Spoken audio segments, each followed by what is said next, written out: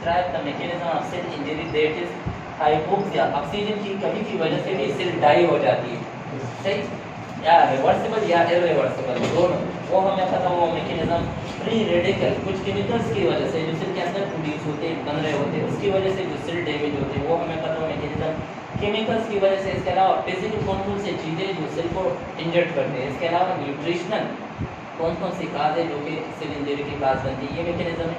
इसके अलावा discuss cell death in terms of mechanism and types of necrosis, ये necrosis क्या है, सही उसके किस मैकेनिज्म कौन कौन से चेंजेस आ जाती है उसके अंदर, जो उसकी हमने बात की थी, सही कि नेक्रोसिस के अंदर एक सेल के अंदर ये चेंजेस आ जाती है वो हमें पता है। इसके अलावा टाइप्स ऑफ नेक्रोसिस, फिर mechanism and significance of apoptosis, कि जो एपोप्टोसिस प्रोसेस है उसके अंदर कौन से जीन्स एक्टिवेट होते हैं, कौन से हार्मोन उसके अंदर हिस्सा लेते हैं, सॉरी एंजाइम हिस्सा लेते हैं, वो मैकेनिज्म हमें पता हो।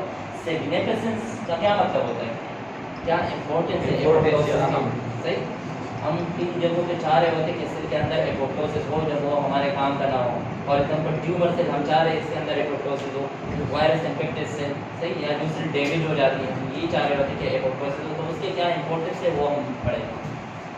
What is trauma? Sir, a physical agent which is press the tissue to ground. सही the physical effect in the body of the skin and the major tissue in the cell. सही physical agent which expose our trauma. कोई भी ऐसा events, सही ऐसा force, ऐसी कोई भी चीज़ चाहे फिजिकल हो केमिकल हो जिसकी वजह से हमारे नॉर्मल टिश्यू डैमेज हो जाए, इंजर्ड हो जाए, डेड हो जाए, हम उसको कहते हैं दिस इज ट्रॉमा। सही cellular trauma and cellular injury ये सेम चीज़ें, सही अगर हमारे रोड पे अगर हम रोड पे गिर जाते एक्सीडेंट हो जाते हैं, सही तो हम कहते हैं कि ये ट्रॉमा है, सही ट्रॉमा सेंटर उसके अंदर एक्सीडेंट वाले केस आते हैं क्योंकि वो बना है इस चीज़ के लिए, सही। लेकिन अगर यही इवेंट्स एक सिंगल सेल के साथ हो तो हम उसको कहते हैं सेल ट्रॉमा या सेलुलर इंजरी, सही।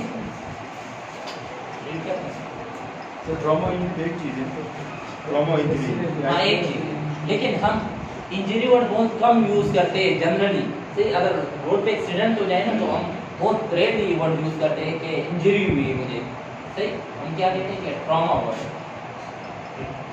When the cell exposed of the injuries agent of the stress, the sequence of the event that follows that are loosely remind treatment the cell injury. Cell injury reversible up to the certain in the point.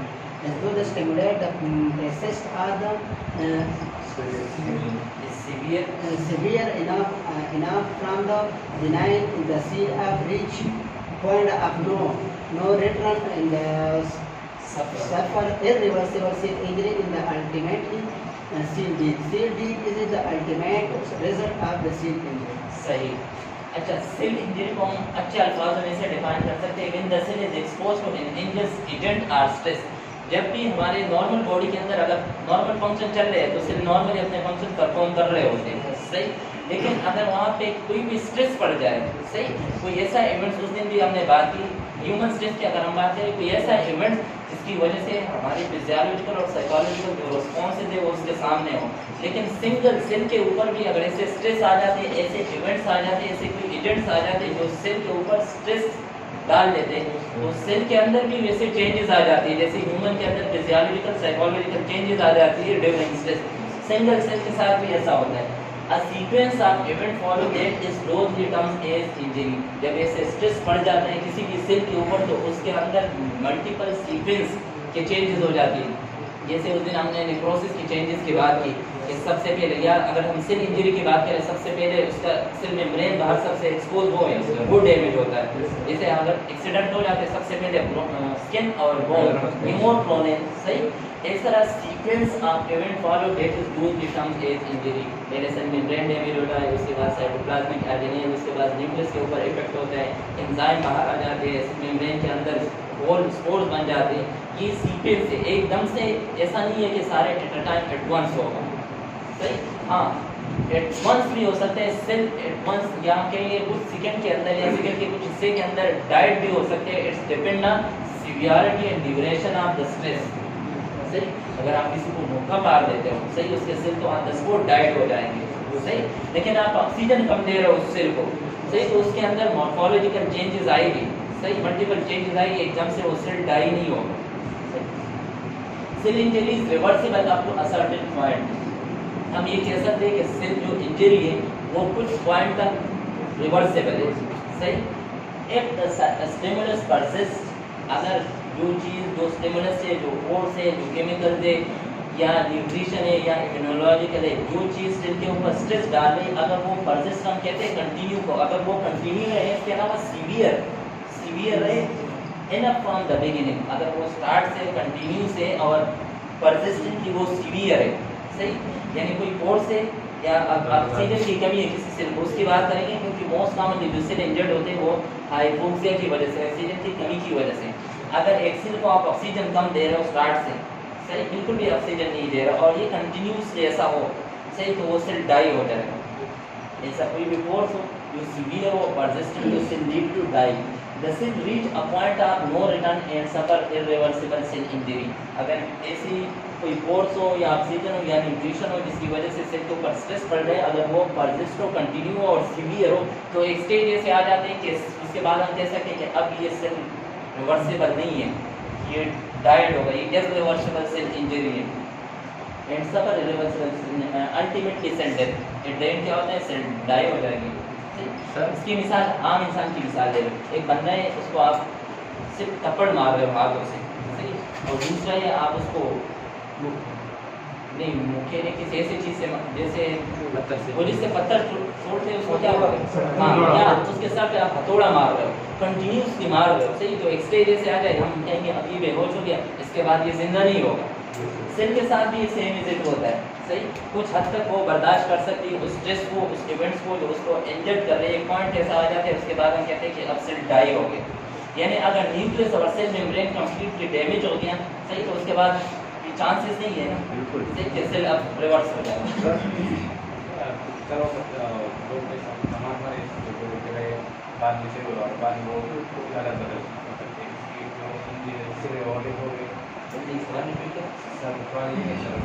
अगर अक्सर लोग टमाटर मारे आराम से, वो बाद में ठीक हुआ, अक्सर कट्टू बोले जोर से टमाटर मारे वो जगह बाद में। एक बच्चों के सेल या पूरी बॉडी की वैसे भी बहुत सेंसिटिव होती है।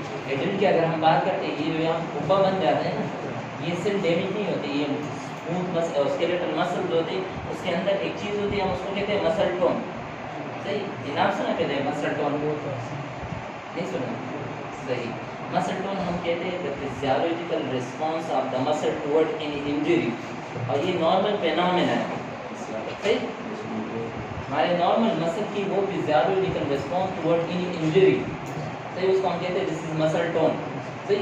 आप किसी को यहाँ पे मारते हो ना, हम कहते हैं यहाँ पे हिस्सा समय से ऊपर हिस्सा बन जाता है, सही, वो हम कहते हैं this is normal muscle tone है, ये बनना चाहिए, तो उस टाइम वो वाला रिस्पांस हम कहते हैं कि ये muscle tone, the physiological response of the muscle toward any injury, और ये नॉर्मल मैकेनिज्म है, सही, मुक्का वगैरह पड़ जाता है यहाँ पे, उससे हाँ, ये रिवर्सिबल सेल इंजरी जो है, जिसमें सेल मुकम्मल इंजरी हो जाए या सिर्फ इस पे नहीं, up to some extent cell के अंदर कुछ चेंजेस आ जाती हैं, सही। इसके हम मिसालें पढ़ेंगे कि कौन कौन से कंडीशन के अंदर सेल रिवर्सिबल है, सर ये रिवर्सिबल में जाती है, लेकिन रिवर्सिबल वापस रिवर्सिबल पे वापस नहीं आ जाती, हाँ, सही, कुछ चीज़ ये डिपेंड कर रहा होता है, ये सारी चीज़ें हम एक एक पढ़ेंगे, सही। अब एक इंसान है, उसको उसके ब्लड प्रेशर कम हो गए, सही, या उसको ब्लड की ज़्यादा ज़रूरत है, आधे घंटे के अंदर आप उसको ब्लड दे दो, रिवाइव होगा, लेकिन आपने 3 दिन से उसको ब्लड की ज़रूरत है, आप उसको ब्लड नहीं दे रहे हो, फिर चांसेस कम हो जाते हैं, सही। एक सेल है नॉर्मली, अगर उसको आप ऑक्सीजन की सप्लाई 30 मिनट के लिए बंद कर देते हो, सही, या ब्रेन की सेल की मिसाल ले लो, अगर आप उसको 5 मिनट तक ज़्यादा ऑक्सीजन नहीं देते हो तो वो सेल डाई, सही। फिर हम कहेंगे कि ये इसका रिवर्सिबिलिटी वाला पॉइंट ये था 5 to 6 मिनट। हार्ट के मसल या जो हार्डिक टिश्यू है उसके पास कितने 30 से लेके 45 मिनट्स होते हैं, उसके बाद वो इंफाक्ट हो जाते हैं। लेकिन अगर आपके स्किन को ऑक्सीजन 2 घंटे के लिए भी ना मिले, सही, तो कोई ज़रूरत नहीं है, सही। ये वो कल आप लोगों को असाइनमेंट दिया था ग्लाइकोलाइसिस वाला, सही, जिसके के अंदर एटीपी सिंथेसिस होते हैं, उसके अंदर ऑक्सीजन की नीड होती है।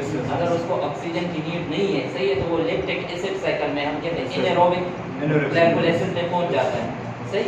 और इसको ऑक्सीजन की अगर ज़्यादा देर तक के लिए भी हम रोक दें दूसरे सेल के तो कोई फर्क नहीं पड़ता, वो During जब exercise ऑक्सीजन हम के दे दौरान देंगे और रिवाइज होगा। जी हाँ, ड्यूरिंग एक्सरसाइज भी होता है, सही। तो वो पूरा मैकेनिज्म हम पढ़ेंगे।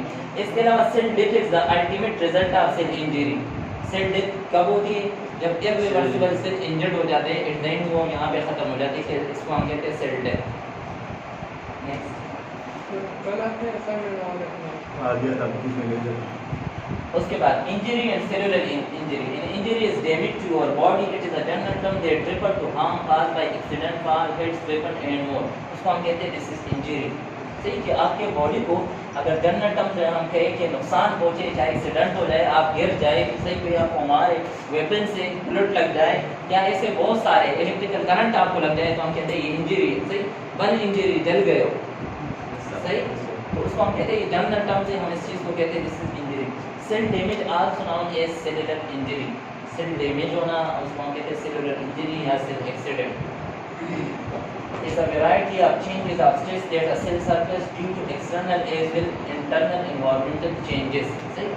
अब सेल डैमेज या सेलुलर इंजरी कोई भी काज हो सकते हैं, एक्सटर्नल भी हो सकते हैं, इंटरनल भी हो सकते हैं, सही, दोनों हो सकते हैं। इसके अलावा इसकी मिसाल टेम्परेचर की ले लो, सही। ज़्यादा कोल्ड भी हम बर्दाश्त नहीं कर सकते और ज़्यादा हीट भी हम बर्दाश्त नहीं कर सकते, हमें एक नॉर्मल टेम्परेचर चाहिए। जिंदा रहने के लिए जितने भी लिविंग ऑर्गेनिज्म है, ह्यूमन है, एनिमल है, पैथोजन है, जो भी चीज़ें जो जिंदा है वो 3 चीज़ों पे डिपेंडेंट है, सही। वो कौन कौन से उसके अंदर कमी या ज़्यादती आएगी, लीड टू डाई। सर 3 ऐसे चीज़ें जिसके ऊपर हम ह्यूमन पैथोफिजियोलॉजी पढ़ रहे हैं, इंसान के ऊपर उसका इफेक्ट है, वो कम ज़्यादा होंगे तो हम लीड टू डाई, हम मरेंगे, कंफर्म। सर ऑक्सीजन है, सही। और ब्लड, न्यूट्रिशन,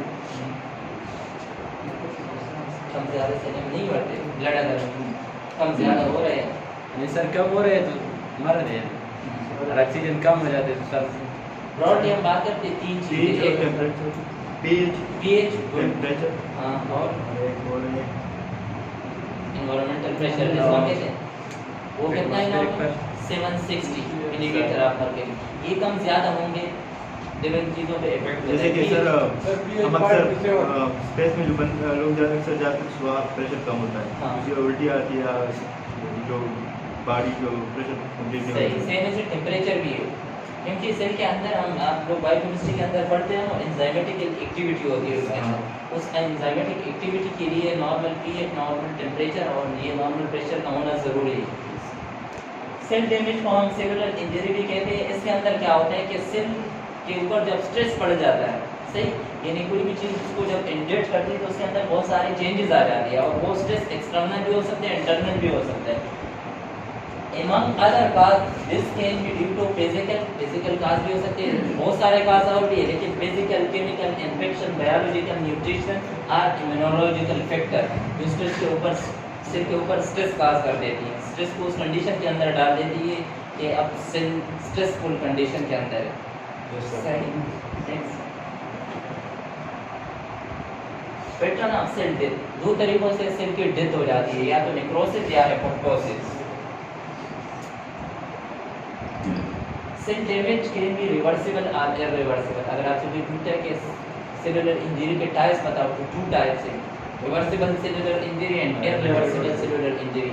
ब्रॉडली डिफरेंस उसके अंदर क्या है कि रिवर्सिबल सेलुलर इंजरी का मतलब ये है कि वो हम रिवर्स कर सकते हैं, नॉर्मल फिजियोलॉजिकल फंक्शन बहाल कर सकते हैं, सही।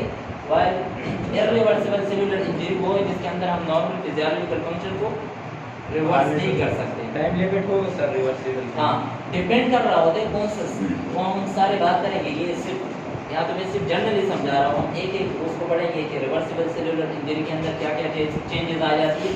इसके अलावा इरिवर्सिबल सेलुलर इंजरी के अंदर कौन कौन से चेंजेस आ जाती है, ये भी डिपेंड कर रहा होता है कि स्ट्रेस की लेवल क्या है और उसके ड्यूरेशन क्या है। सेलुलर के सेल के ऊपर भी डिपेंड कर रहा होता है कि कौन से सेल के अंदर इंजरी है, सही।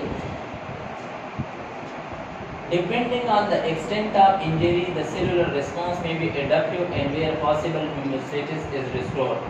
सही, वही बात की है कि रिवर्सिबिलिटी या इरिवर्सिबिलिटी डिपेंड कर रहा होता है कि जो इंजरी है वो कितने हद तक है, ज़्यादा सीवियर है, माइल्ड है, मॉडरेट है या बिल्कुल लो है, उसके ऊपर डिपेंड कर रहा होता है।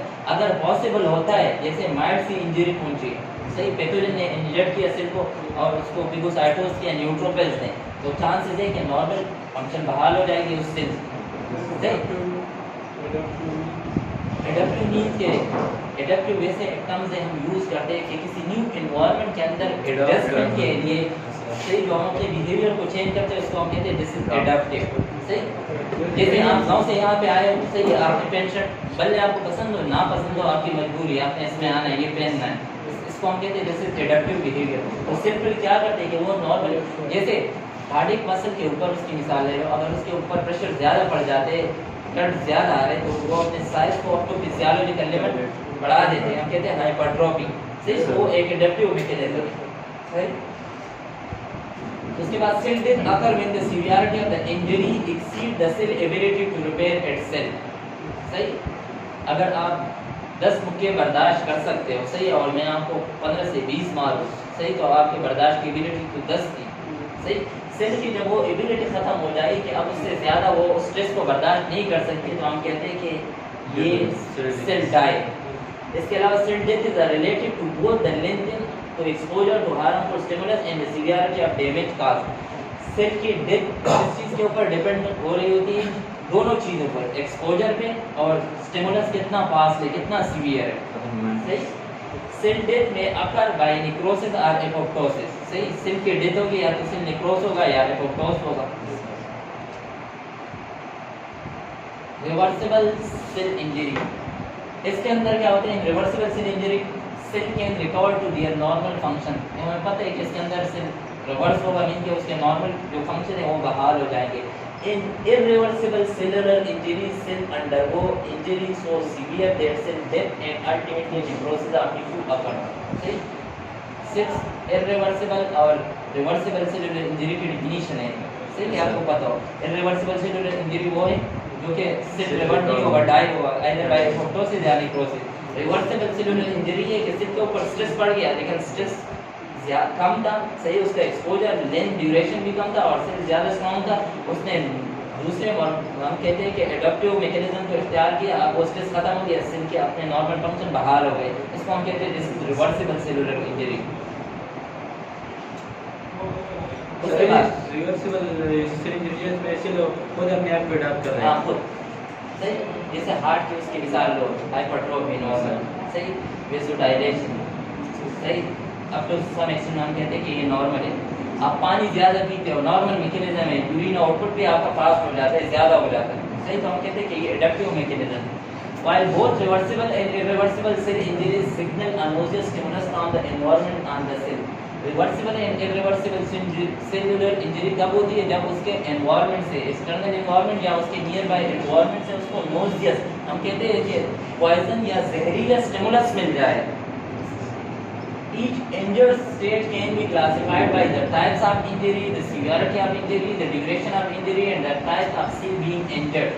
हम कैसे उसको क्लासिफाइड करते हैं कि रिवर्सिबल है या इरिवर्सिबल सेलुलर इंजरी है? किस केस में? सीवियरिटी ऑफ इंजरी, सही, ब्रेन के टिश्यू को अगर 5 मिनट के लिए ऑक्सीजन ना मिले, लीड टू डाई, सही, अगर हम कार्डिक टिश्यू की बात कर रहे हैं, उसको ऑक्सीजन ना मिले 30-35 मिनट के बाद, उसके बाद वो इन्फेक्शन हो जाता है, नेक्रोस हो जाते हैं वो टिश्यू, सही। लेकिन आपके स्किन को अगर ऑक्सीजन ना मिले, सही है, उसके अंदर नॉर्मल एडप्टिव प्रोसेस होगा, उसके बाद ये बहाल हो जाएगा। तो डिपेंड कर रहा होता है severity of injury, the duration of injury, कितना टाइम के लिए वो स्ट्रेस वहाँ पे मौजूद है, उस स्ट्रेस को इरिटेट कर रहे हैं, and the types of cell being injured. Most important ये वाला है कि कौन सा सेल इंजर्ड है, सही। सबसे पहले ब्रेन, सेकंड पे कार्डिक और थर्ड पे किडनी के सेल। ट्यूबुलर नेक्रोसिस इंजरी एक बीमारी हो जाती है, ठीक, आपके जो नेफ्रॉन है उसके जो सेल है उसको भी अगर ऑक्सीजन ना मिले तो उसके अंदर भी हाइपोक्सिया, या हम कहते हैं कि उसके अंदर भी इन्फेक्शन या नेक्रोसिस हो जाते हैं। थर्ड नंबर पे जो सबसे ज़्यादा ऑक्सीजन की नीड है, जो ऑक्सीजन पे चल रही होती है, वो वाले cell. Of these duration and types, injury are the differentiating factor between reversible and irreversible cellular injury. ये वाले फैक्टर हमें डिफरेंशिएट करते हैं कि सेल रिवर्सिबल होगा या इरिवर्सिबल, सही। अगर फॉर एग्जांपल आपको पता चले कि एक पेशेंट के उसके आधे घंटे से सेरेब्रल आर्टरी कंप्लीटली ब्लॉक है, तो आप तो समझ जाओगे इसका पूरा ब्रेन डैमेज हो गया होगा, रिवर्सिबिलिटी की कोई चांसेस नहीं है। सही, वो वेंट पे होता है तब भी आपको यकीन होता है कि इसकी सिर्फ हार्ट बीट और रेस्पिरेशन प्रोसेस चल रहा है, वो आर्टिफिशियल तरीके से, लेकिन ये रिवर्सिबल नहीं होगा। सही, लेकिन अगर ये दूसरी जगह पे हो, अगर आपको पता है कि 2 मिनट पहले बेहोश हो गया ये बंदा और पता चला कौन से सिटी स्कैन वगैरह कर दिया आपको, या साइंस सिम्टम से पता लगा कि इसको सेरेब्रल इस्कीमिया है, ऑक्सीजन नहीं मिल रहा है इसकी ब्रेन को, सही, तो आप रिवाइव कर सकते हो। इसलिए जब अनकॉन्शियस वाला पेशेंट हॉस्पिटल में आ जाता है, उसके हार्ट बीट स्टॉप होती है, तो डॉक्टर ज़्यादा मरीजों से अटेंडेंस से यही पूछता है कि इसकी बताओ कितनी देर से ये बेहोश है। अगर 15-20 मिनट से ज़्यादा बेहोश होते हैं तो वो स्टाफ भी आपस में बातें कर रहे होते हैं कि अब रिवर्सिबिलिटी, अगर इसका हार्ट बीट बहाल भी हो जाए लेकिन इसका ब्रेन तो डैमेज हो जाता है। सही, तो सबसे मोस्ट इम्पोर्टेंट फैक्टर ये है कि सेल कौन सा इंजर्ड है और इंजरी कौन सी हुई। सही, किसी को अगर इसको मैं सिर्फ सिंपल थप्पड़ मार लिए बेहोश हो जाए, सही, हॉस्पिटल में ले जाए इसको, तो उनके ज़्यादा चांसेस है रिवर्सिबिलिटी के। लेकिन अगर रोड ट्रैफिक एक्सीडेंट हो जाए या कोई इसको थोड़ी मार दे, सही, उसके अंदर हम कहेंगे कि अब रिवर्सिबिलिटी चेंज होगी, सही, कि रिवाइव होगा या नहीं होगा। सही, तो ये फैक्टर है कि बहुत ज़्यादा लोग होते हैं जो लॉन्ग टर्म के लिए खड़े हो जाते हैं, वो भी आर्टिफिशियल शॉक में चले जाते हैं। कैसे? लेकिन परिणाम क्लास ज़्यादा टाइम के लिए खड़े हैं, तो या ऊपर सही जगहों पर काम कर रहे हैं, वो डायरेक्टली नीचे गिर जाते हैं, वैसे ब्रेन को ब्लड की सप्लाई वायुमंडल में जो ऊपर ऊंचाई में ज़्यादा काम कर रहे वॉल्यूमिक हैं। शॉक में जाते हैं वो पेशेंट लोगों से या हाइपोवोलेमिक शॉक या उनकी शुगर की लेवल ड्रॉप हो जाती है। सर ये दो काजेज हो सकते हैं। उससे तो रिकवरी पॉसिबल है। हाँ, उससे तो पॉसिबल है। सही, अगर किसी की शुगर लेवल या जैसे हम कहते हैं ना हाइपोवोलेमिक शॉक, वॉल्यूम की कमी होगी ब्लड की, वो बेहोश हो जाएगा, आप उसको पानी पिला दो कोई मसला नहीं, न्यूट्रिशन की कमी तो नहीं है, वो हमें पता है कि हाँ ये रिवर्सिबल सेलुलर इंजरी अगर हो गई होगी तो वो होगी। सही, क्योंकि न्यूट्रिशन सब चीज़ें मिल रही है, ऑक्सीजन भी पूरा ले रहे हैं, तो इशू नहीं है। सही, तो फैक्टर के ऊपर डिपेंड कर रहा होता है ड्यूरेशन और सेल कौन से इंजर्ड है, तब हम डिसाइड करते हैं कि हाँ सेलुलर इंजरी रिवर्सिबल है या इरिवर्सिबल है।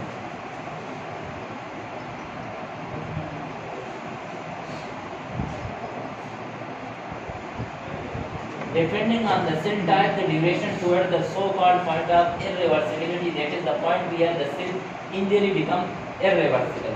यानी हर सेल के पास एक लिमिट होती है, उसके बाद अगर वो स्ट्रेस की ड्यूरेशन या उसकी इंटेंसिटी सीवियरिटी तेज हो जाए तो उसके बाद हम कहते हैं कि अब सेल की रिवर्सिबिलिटी की कोई चांसेस नहीं है, अब ये सेल इरिवर्सिबल सेल इंजरी या सेल डेथ की तरफ जाएगी। Varies widely, however there are established causes of cellular injury including जो मोस्ट कॉमन causes है इसके हम कहते हैं कि सेलुलर इंजरी के causes, इसके अंदर हाइपोक्सिया, ऑक्सीजन डिफिशिएंसी, सही, टिश्यू के अंदर ischemia, lack of blood flow, सही। लेकिन उस दिन हमने डिफरेंशिएट किया था हाइपोक्सिया, इस्कीमिया और हाइपोक्सीमिया, सही। फर्क क्या है इसके अंदर आप बता दो। हाइपोक्सिया और इस्कीमिया के अंदर फर्क ये हम देखिए। हाँ, क्रिकेटर दूध के ऑक्सीजन कमी होती है, एंड इस्कीमिया, इस्कीमिया में ब्लड सही, तो उसमें इस्कीमिया में ब्लड की कमी नहीं होगी क्योंकि ऑक्सीजन तो ब्लड में जाता है, अगर ब्लड कम हुआ तो ऑक्सीजन भी कम होगी। फिर आप बता रहे हो difference.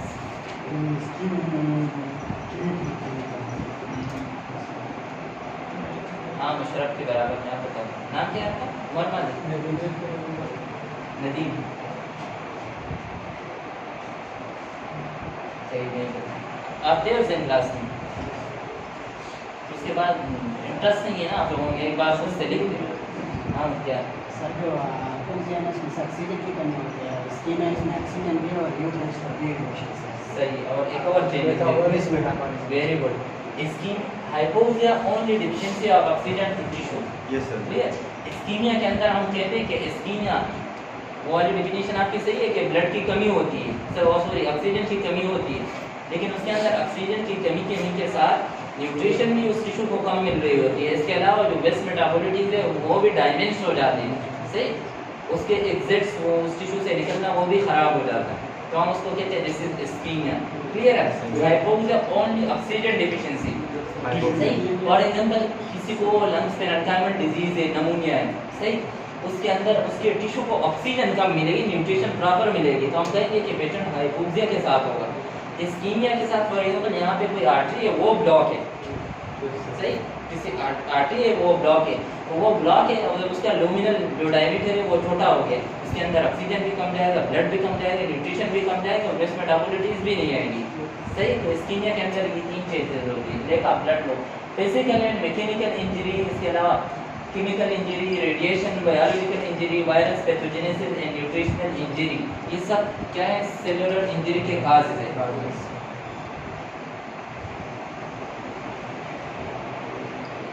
What is reversible cell injury? अगर आपसे सिंपल भी पूछे कि इसकी डेफिनेशन बता दो तो सिंपल डेफिनेशन है कि सेल के ऊपर जब एक्सटर्नल या इंटरनल स्ट्रेस पड़ जाता है, सही, लेकिन उस स्ट्रेस की ड्यूरेशन या सीवियरिटी कम होता है, जो कि सेल इरिवर्सिबल पॉइंट से पहले वो स्ट्रेस खत्म हो जाते हैं और सेल हमारी रिवर्स हो जाती है, नॉर्मल फंक्शन बहाल हो जाती है। जब रिवर्सिबल सेलुलर इंजरी हो जिसके ऊपर स्ट्रेस, सेल के ऊपर कोई स्ट्रेस पड़ जाती है, यानी कोई फोर्स से कोई रेडिएशन है, लेकिन उसकी जो रिवर्सिबिलिटी पॉइंट है उससे पहले वो सेल से दूर हो जाता है वो फोर्स, जैसे मैं अगर इसका नोज पकड़ूँ, सही है, तो नॉर्मल लिमिट है कि ये 2 मिनट तक, उसके बाद इसकी ज़रूरत होगी, सही, कुछ लिमिट तक, तो वो उसकी रिवर्सिबिलिटी पॉइंट है। सेल को डैमेज करने के लिए इरिवर्सिबल डैमेज हो या रिवर्सिबल, ये डिपेंड कर रहा होता है एक पॉइंट है, सही, उसको हम कहते हैं रिवर्सिबिलिटी पॉइंट। अगर उससे पहले वो स्ट्रेस खत्म हो जाए, वो जिंदा हो जाएगा, मीन के रिवर्स हो जाएगा। तब तक अगर कोई स्ट्रेस पड़ जाते हैं रिवर्सिबल सेलुलर इंजरी के अंदर, तो सेल के अंदर चेंजेस आ जाते हैं, हम उसको कहते हैं एडॉप्टिव चेंजेस, सही। अगर आपके पीछे पागल कुत्ता लग जाए, सही, एडॉप्टिव मैकेनिज्म ऐसे आप आराम से जा रहे हैं, मोबाइल में खेल रहे हैं, जब आप मोबाइल गिर गया लेकिन आप भाग रहे हो, सही, ये भागने है एडॉप्टिव मैकेनिज्म है। अगर सेल के ऊपर स्ट्रेस पड़ जाए, हमें नहीं पता लेकिन वो सेल उसके साथ लड़ रही होती है।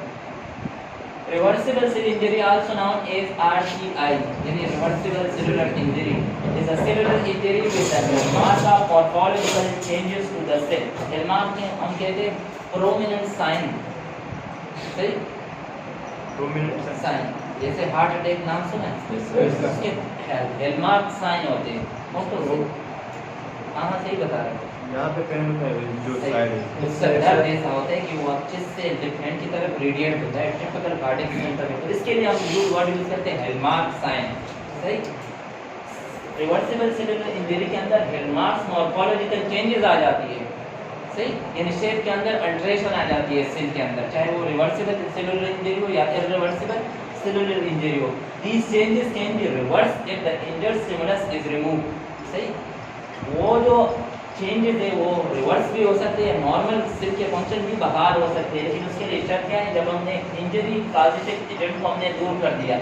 Identifiable characteristic of a cell undergoing reversible cell injury are reduce, oxidative phosphorylation की मिसाल ले लो, सही। अगर किसी सेल को थोड़ी देर के लिए ऑक्सीजन नहीं मिलती तो ये वाला प्रोसेस नहीं होगा, ऑक्सीडेटिव फास्फोराइलेशन, यानी ग्लाइकोलाइसिस की थोड़ी सी बात करते हैं, ये तो पढ़ा होगा ना, व्हाट इज ग्लाइकोलाइसिस? सर वो फूड गए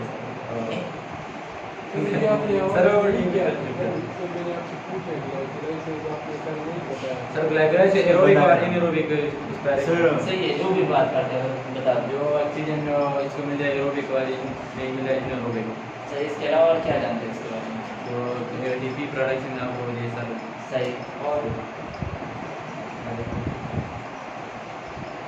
सर एक एरोबिक होता है, एक एनारोबिक होता है, ग्लाइकोलाइसिस होता है। इसमें एरोबिक ग्लाइकोलाइसिस में होता है कि ऑक्सीजन की मौजूदगी में ग्लूकोज की ब्रेकडाउन होती है, सही, ग्लूकोज ब्रेकडाउन होता है एटीपी की मदद से, सही, फास्फोरिलेशन होती है, तो उससे फ्रक्टोज 6-फास्फेट बनता है, सही, वो अनस्टेबल होता है। दूसरा एटीपी आता है वो फ्रक्टोज 1,6-फास्फेट बनाता है, जो अनस्टेबल होता है तो स्टेबल हाल में आता है, तो वो डाई-1,6 बनता है, फिर पायरुवेट बनता है और 4 एटीपी एनर्जी में मिलती है। सही। अगर ऑक्सीजन ना हो सेल के अंदर तो तो फिर फिर ग्लाइकोलाइसिस कैसे होगा? फिर एनारोबिक होगा। सही, कैसे? सर लिखते हैं या ऐसे, सही, उसको हम कहते हैं कि चलो पहले इससे कुछ मैं बता रहा हूँ, व्हाट इज ग्लाइकोलाइसिस, आप क्या जानते हैं इसके बारे में? ATP synthesis इस चीज़ों के बारे में बताएं सर।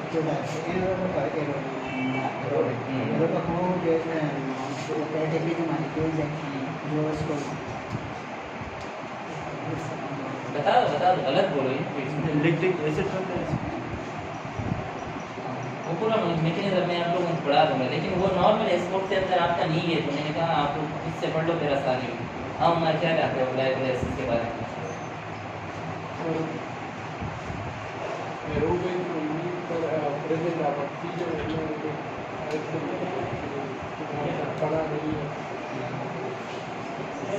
सही नहीं जानते उसके बारे में। सही देखो, अगर सेल के अंदर उसने ग्लूकोज को मेटाबॉलिज्म या उसको यूटिलाइज करना है सही, तो उसको अलग से फॉर्म में कन्वर्ट कर देता है। सही, उस मॉलिक्यूल को हम कहते हैं, आप लोगों ने नहीं पढ़ा है, जिन्होंने पढ़ा है उनको पता होगा, उसको हम कहते हैं एसिटाइल CoA मॉलिक्यूल। सही, ये वाला फिर माइटोकॉन्ड्रिया के अंदर रन कर रहा होता है, उस साइकिल को हम कहते हैं क्रेब्स साइकिल या सिट्रिक एसिड साइकिल। सही, उसके अंदर डिफरेंट एंजाइम होते हैं, ऑक्सीजन की एडिशन हो जाती है और आपके सेल के अंदर ATPs बन जाती है।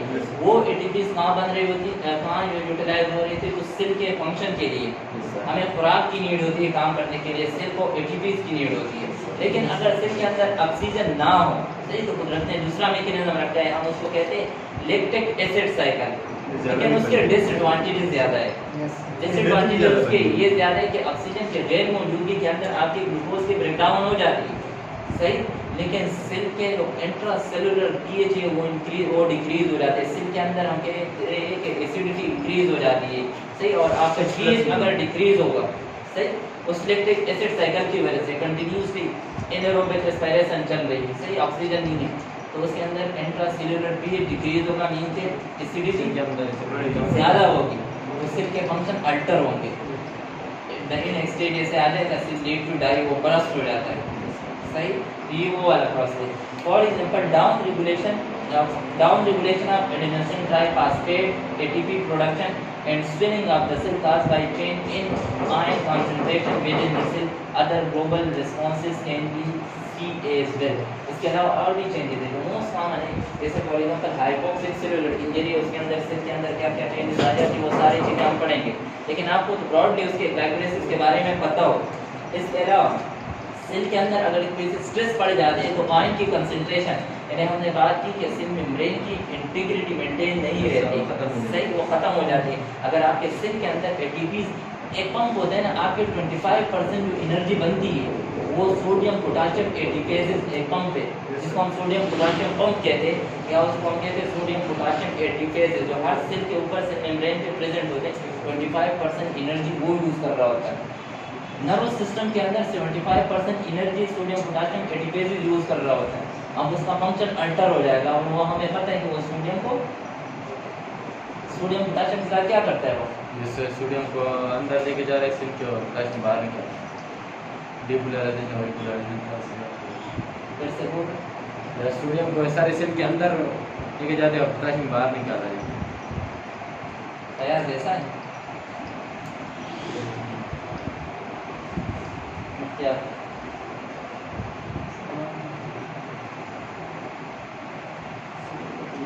चलो नॉर्मली मुझे बताओ, सेल के अंदर पोटाशियम का लेवल ज्यादा होता है, हम इलेक्ट्रोलाइट चेक करते हैं ना, यूरिया फेटेट एंड इलेक्ट्रोलाइट, तो इंट्रा सेलुलर पोटाशियम लेवल ज्यादा होता है या एक्स्ट्रा सेलुलर पोटाशियम लेवल? जब इनसाइड ज्यादा हो तो इंट्रा सेलुलर ज्यादा होगा। सही, तो आप ये कह रहे हो कि सेल के अंदर पोटाशियम का लेवल ज़्यादा होता है एज कम्पेयर टू सेल के आउटसाइड। सही, लेकिन ऐसा नहीं है, सेल के अंदर पोटाशियम कम होता है, एक्स्ट्रा सेलुलर पोटाशियम लेवल ज़्यादा होता है। सही, अनग्रेड कह रहे हैं कि अंदर से ज़्यादा है। सोडियम को बाहर निकालते, 3 सोडियम को और 2 पोटाशियम को अंदर लेते हैं, फिर भी आप एक बार से पढ़ लेते हैं। इंसान ये इलेक्ट्रोलाइट ऐसे है ना, मैंने खुद कंफ्यूजन के लिए कि शायद आप सही बता रहे हो तो मैंने नेट पे देख लिया, सही है, इसके अंदर बंदा कंफ्यूज हो जाते हैं। लेकिन इस चीज़ से याद कर लो कि जब भी किसी का पोटाशियम लेवल बढ़ा हुआ आता है ना, तो उसको हम एक इन्फ्यूजन लगाते हैं, उसको हम कहते हैं कॉकटेल। सही, कॉकटेल इन्फ्यूजन वो हम बनाते हैं खुद, कैसे कैसे अंदर लगाए कभी, very good, calcium gluconate, dextrose और इंसुलिन। सही, कैल्शियम ग्लूकोनेट हम इसलिए देते हैं कि वो मेम्ब्रेन स्टेबलाइजिंग एजेंट है, मैंने शायद आप लोगों को क्लिनिकल पे किसी को बताया था। सही, इंसुलिन हम इसलिए देते हैं कि वो पोटाशियम को लेते हैं और सेल के अंदर डालते हैं। सही, इसका मतलब कि सेल के अंदर अगर पोटाशियम लेवल है तो वैसे भी ज़्यादा होता है। हम जो लेवल चेक करते हैं वो एक्स्ट्रा सेलुलर लेवल देखते हैं, जो ब्लड के अंदर देखते हैं, और उसकी लेवल नैरो रेंज है 3.5 से लेके 5.5 MEQ। सही, और एक्स्ट्रा सेलुलर सेल के अंदर ये 140 से लेके 150 MEQ पर DL है। सर से बताना कौन सा, वो कॉकटेल वाला? सर कॉकटेल वाली सर ये प्रोसेस ये सर आप पेपर है कॉकटेल हम इसे बताते हैं कॉकटेल वो हम किसी मरीज को इसलिए देते हैं क्योंकि उसका extra cellular potassium level increase होता है। सही, जैसे हम ब्लड का लेवल, ये अक्सर वाइवा के अंदर सवाल करते हैं, वो कम करने के लिए हम हाँ सही है कि एक्स्ट्रा सेलुलर उसकी शुगर कितनी होगी मरीज की नॉर्मल। नॉर्मल 70 to 120 और लेकिन स्टूडेंट अक्सर कंफ्यूज हो जाते हैं कि हमने तो कभी सुना नहीं है कि एक्स्ट्रा सेलुलर शुगर के लेवल कौन सी है। सही है, ये जो हम चेक करते हैं ये एक्स्ट्रा सेलुलर होता है। इसके अलावा हम पोटाशियम के लेवल ब्लड के अंदर चेक करते हैं, हम एक्स्ट्रा सेलुलर पोटाशियम लेवल देखते हैं। सही, अगर वो किसी का बड़ा हुआ होता है ना तो उसको हम ऑक्टिन इन्फ्यूजन देते हैं, उसके अंदर 100 ml के वो चेम्बर लेते हैं, उसमें 4 हम डेक्सट्रोज डालते हैं। सही, इसके अलावा कैल्शियम ग्लूकोनेट इंजेक्शन डालते हैं और इंसुलिन, ये 3 इंजेक्शन हम उसके अंदर डालते हैं और मरीज को चलाते हैं। इंसुलिन हम इसलिए देते हैं क्योंकि उसका काम होता है पोटाशियम को पकड़ना और सेल के अंदर लेके जाना। हम यही चाह रहे होते कि बाहर ज़्यादा का लेवल ज़्यादा है वो कम हो जाए, सेल के अंदर लेके जाए, उसके लिए हम इंसुलिन देते हैं। लेकिन इंसुलिन का दूसरा इफेक्ट है वो शुगर लेवल को ड्रॉप कर देता है। हम उस मरीज़ को डेक्सट्रोज दे देते हैं कि चलो इंसुलिन जितना लेवल कम करेगा उतना ये बढ़ा देगा, डेक्सट्रोज हम इसलिए देते हैं। कैल्शियम ग्लूकोनेट इंजेक्शन लगाते हैं क्योंकि हमारे मेम्ब्रेन परमिबिलिटी है पर सेमी परमिएबल है, वो ज़्यादा पोटाशियम को अलाउ नहीं करेंगे कि आप सेल के अंदर आ जाओ। सही, तो हम उसको मेम्ब्रेन स्टेबलाइजिंग एजेंट देते हैं और उसको हम कहते हैं कैल्शियम ग्लूकोनेट। सही, इसके अलावा एरिथमियास में भी ये देते हैं एरिथमिया, हाँ सही, एबनॉर्मल हार्ट रेट में स्पेशली PVCs में प्रीमेच्योर वेंट्रिकुलर कंट्रैक्शन के अंदर सही कैल्शियम ग्लूकोनेट इसके अंदर देते हैं। स्लाइड पे दें। Another global response, reversible cell injury is characterized by the following pathology। सही, जो रिवर्सिबल सेलुलर इंजरी है उसके अंदर ये चेंजेस आ जाती है, decrease supply of oxygen due to decrease production of ATP। सही, second, increase in cellular glycolysis to increase ATP store. एक तो ये चेंजेस होगी, इसको हम डिटेल से पढ़ेंगे हाइपोक्सिक चेंजेस के अंदर। इसके अलावा cellular glycogen decrease in intracellular pH। सही, pH ड्रॉप होगा तो हम कहते हैं कि तेजाबियत बढ़ेगी, एसिडिटी इंक्रीज होगी और हमें नॉर्मल pH चाहिए सेलुलर फंक्शन के लिए। Decrease in ATP lead to accumulation of sodium and diffusion of potassium leading to cellular spinning. Sir cellular spinning कैसे होती है जब डिफ्यूजन ऑफ पोटेशियम देखो sodium potassium pump dependent on ATP। सही, ATP नहीं मिलेगी वो डिस्फंक्शनल हो जाते हैं। सही, वो डिस्फंक्शनल होगा तो सेल के अंदर वो 3 सोडियम को बाहर निकालते हैं और पोटेशियम को अंदर लेते हैं, तो फिर सोडियम सेल के अंदर रिटेन रहेगा और सोडियम अंदर निकल जो पोटेशियम बाहर निकल लेगा, जो पोटेशियम अंदर लेगा, जो पोटेशियम अंदर 3 सोडियम बाहर। अगर इसको हम रिवर्स करें मसला हो जाता है सर, उल्टा बोलते हैं अगर 3 सोडियम बाहर निकल जाए तो पोटेशियम अंदर। सही, यही है ना। लेकिन अगर इससे पहले सर कहता है कि 3 से पोटेशियम बाहर निकाल ले और सोडियम अंदर ऐसे नहीं, ऐसा नहीं है। मैं आपको बताऊं। प्रोसेस में 3 सोडियम बाहर निकलते, 2 पोटेशियम अंदर जाते। तो ये तो है, तो फिर जो बाहर कैसे पोटेशियम निकाल देगा, तो फिर पोटेशियम बाहर आते हैं सेल से। सेल से क्यों? ये सोडियम पोटेशियम पंप क्या करता है सर सोडियम को अंदर लेके जा रहे हैं, पोटेशियम को बाहर निकाल। देखो एक चैनल होता है ना, एक पंप होता है। सही,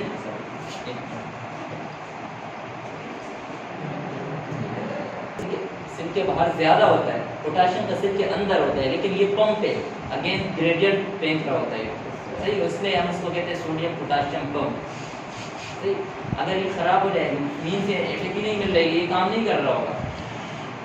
सही, इसके अंदर भी फंक्शन होता है, इसके पास एक अपना ओन एंजाइम होता है ATPases। सही, ये ADP को कन्वर्ट करते हैं ATP के अंदर, लेकिन अगर सेल के अंदर नहीं बन रहा हो ATP तो ये क्या करते हैं, डिस्फंक्शनल होगा। सेल के अंदर फिर सोडियम की ज़्यादा मिकदार स्टोर होगी। सही, वो बाहर नहीं जाएगा और सोडियम को हम कहते हैं इट इज बेस्ट या गुड वाटर रिटेनर। जहाँ पे सोडियम है वहाँ पे 2 molecule left to follow Yes, sir. Sodium, सही, इसलिए ये स्विलअप हो जाएगा,